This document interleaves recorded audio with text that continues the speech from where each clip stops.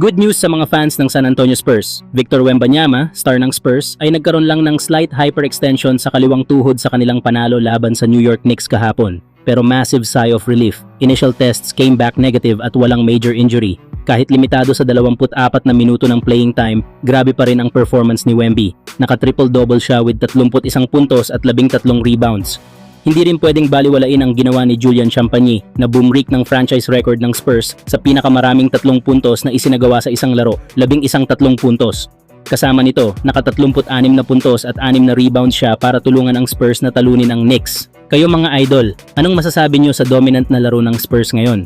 Samantala, Mark Williams, na ngayon ay naglalaro na sa Phoenix Suns, ay naglabas ng kanyang damdamin tungkol sa trade na pansamantalang nagdala sa kanya sa Los Angeles Lakers bago ito tuluyang na-rescind. Sa kanyang panayam sa Young Man in the Three, sinabi ni Williams, "Honestly, like blah blah. Excited talaga ako na pumunta ron at tumulong sa team. Akala ko makakatulong talaga ako sa playoffs pero nang matalo sila nag-tweet ako ng maliit na smiley face at dun ko naramdaman na talagang nagkamali ang lahat." Ang trade ay nangyari last season. Si Mark Williams ay mula sa Charlotte Hornets kapalit sana ni Dalton Knecht, Cam Reddish, isang 2031 first round pick at isang 2030 pick swap mula sa Lakers. Ngunit na-rescind ito matapos mabigo si Williams sa physical na nag-iwan sa Lakers na walang sapat na frontcourt bago ang playoffs at nagbalik ang mga assets sa kanilang original na kuponan. Pero sa Suns naman na trade si Mark Williams nitong nakaraang off-season. Na dito ay nagpakita siya ng solidong performance, may average na 13 puntos, 8 rebounds, 1 assists at 1 steals bawat laro na may 66% shooting efficiency. Ang kanyang magandang laro ay nagbukas ng tanong sa Lakers fans kung paano sana nakatulong si Williams sa kanilang frontcourt at playoff campaign kung hindi na-rescind ang trade. Samantala mga idol, tila handa na ang Los Angeles Lakers para sa isang trade na hindi lang nice move, kundi isang hakbang para ayusin ang matagal ng problema nila sa court. Sa kasalukuyang record at 5th seed sa Western Conference, malinaw na hindi na offense ang kulang. Ang tanong, paano nila haharapin ang kahinaan sa perimeter defense at point of attack resistance tuwing mainit ang laban? Ang mock trade idea ay simple.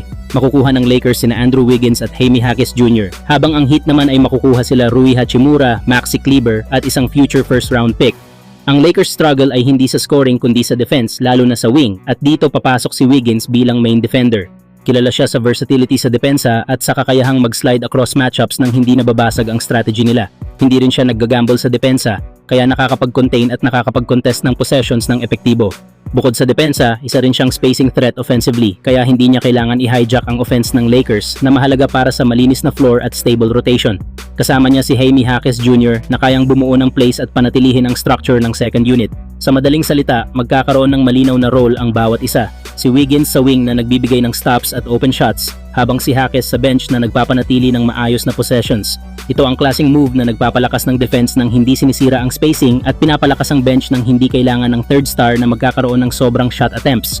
Para sa Heat naman, ang trade ay pagkakataon para panatilihin ang identity, dagdagan ang shooting at magkaroon ng flexibility para sa susunod na malalaking hakbang.